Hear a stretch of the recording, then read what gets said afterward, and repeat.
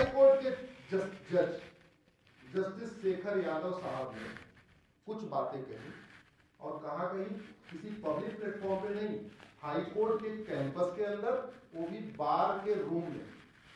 प्रत्येक high court और प्रत्येक डिस्ट्रिक्ट कोर्ट में एक बार का रूम होता है जहां अधिवक्ता बैठते हैं, अपने कॉन्फ्रेंस वगैरह करते हैं। वो कोई सार्वजनिक स्थान नहीं होता, बार का होता है जहां बेंच भी आती है, जज भी आते हैं। ऐसा ही नहीं सर, वहां उनको बुलाया गया, उन्होंने 4-5 बातें और कैसे गिद्ध के जैसे लोग टूट पड़े उनके खिलाफ, लेकिन हमारी तरफ से उनके समर्थन में कुछ नहीं किया। हमने उनको अकेला छोड़ दिया। उन्होंने एक बार कही जज साहब ने कि भारत बहुसंख्यकों की इच्छा के अनुसार चलेगा, तो पूरी दुनिया बहुसंख्यकों की इच्छा के अनुसार चलती है। हर पॉलिटिकल पार्टी मैनिफेस्टो बनाती है, उसके बाद चुनाव में जाती है, जहां मेजॉरिटी जिसको मिलती है वो सरकार बनाती है, और जिसकी मेजॉरिटी सरकार होती है अपने मैनिफेस्टो को लागू करती है। तो देश किसकी इच्छा अनुसार चलता है, जोर से बताइए जरा। बहुसंख्यकों, इसमें कुछ गलत कह दिया गया। दूसरा उन्होंने क्या कहा, हिंदुस्तान में सब लोग हिंदू हैं। अरे चीन के रहने वाले सारे चाइनीज हैं, जापान के रहने वाले सारे जापानी हैं, जर्मन के वाले सारे जर्मन हैं, अमेरिका वाले सारे अमेरिकन हैं। तो हिंदुस्तान में रहने वाले सब हिंदू उन्होंने कह दिया, तो कौन सा गड़बड़ कर दिया। लेकिन नहीं, उनके खिलाफ इम्पीचमेंट मोशन आ रहा, उनके खिलाफ सुप्रीम कोर्ट में शिकायत की गई, और शिकायत करने वाला कौन, वो व्यक्ति सुप्रीम कोर्ट में शिकायत कर रहा है जस्टिस शेखर यादव की, जो आतंकवादियों का मुकदमा लड़ता है, माओवादियों का मुकदमा लड़ता है, नक्सलियों का मुकदमा लड़ता है, आतंकवादियों का मुकदमा लड़ता है, जिहादियों का मुकदमा लड़ता है। मतलब ऐसा कौन है भारत विरोधी जिसका मुकदमा नहीं लड़ता।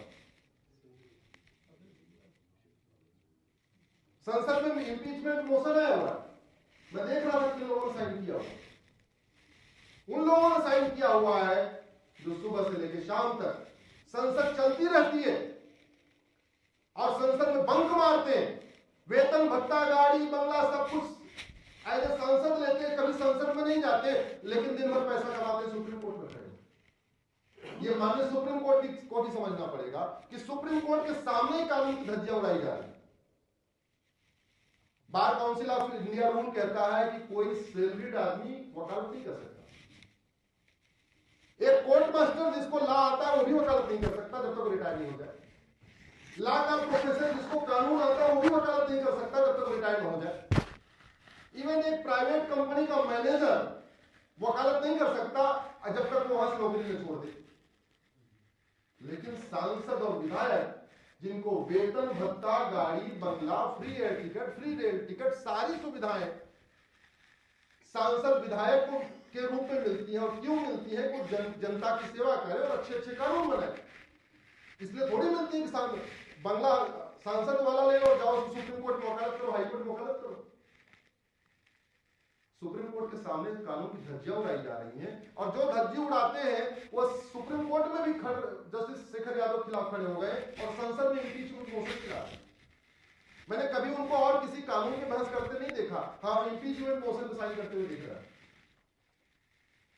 तीसरी बात उन्होंने क्या कहा कि भारत को कठपुतलियों से बचाना। भाई एक होता है पंडित और दूसरा क्या होता है, पोंगा पंडित, ऐसे बोलते हैं तो माता। जो विद्वान है उसको कहते हैं पंडित, और जो विद्वान होने का पाखंड करता है उसको क्या कहते हैं, पोंगा पंडित। ऐसे जो जानकार है इस्लाम का वो हो गया मुल्ला, लेकिन जो जानकार नहीं है लेकिन जानकार होने का दिखावा करता है, पाखंड करता है, उसको क्या कहते हैं, कठमुल्ला। इसमें जस्टिस शेखर यादव कौन सी गलत बात कह दी, लेकिन उनको भी टारगेट किया जा रहा है। एक उन्होंने कहा कि हमारे संविधान निर्माताओं की इच्छा थी कि मजहब के आधार पर कोई नियम कानून नहीं होना चाहिए और यूनिफॉर्म बिल्कुल होना चाहिए। वो तो बात का संविधान कहता है, आर्टिकल 13 कहता है मजहब के आधार पर कोई नियम कानून नहीं होना चाहिए, आर्टिकल 44 कहता है यूनिफॉर्म बिल्कुल होना चाहिए। एक उन्होंने कह दिया कि मजहबी उन्माद फैल रहा है क्योंकि बच्चों को बचपन में हिंसा दिखाई जाती है। इसमें कौन सी गलत बात है, सच्चाई है। आप आतंकवादी संगठनों की सूचना देख लीजिए, आतंकवादी संगठनों के नाम देख लीजिए। आज मैं पब्लिकली कह रहा हूं, कभी गूगल करिएगा डेजिग्नेटेड टेररिस्ट ग्रुप, 60 से ज्यादा आतंकवादी संगठन है, आपको नाम से पता चल जाए कौन। मुझे लगता है देशवासियों को जस्टिस शेखर यादव के साथ खड़े होना चाहिए। पूरे देश में अधिवक्ताओं को आवाज उठानी चाहिए, बुद्धिजीवियों को आवाज उठानी होनी चाहिए, क्योंकि इम्पीचमेंट मोशन पास हो चाहे ना हो, लेकिन अगर सुप्रीम कोर्ट ने उनका काम छीन लिया, दोबारा कोई जज खड़े होकर ऐसी सही बात बोलने की जरूरत नहीं।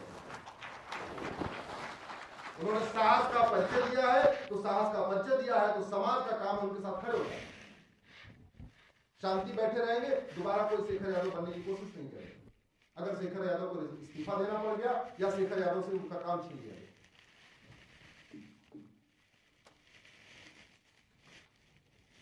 आपका विषय है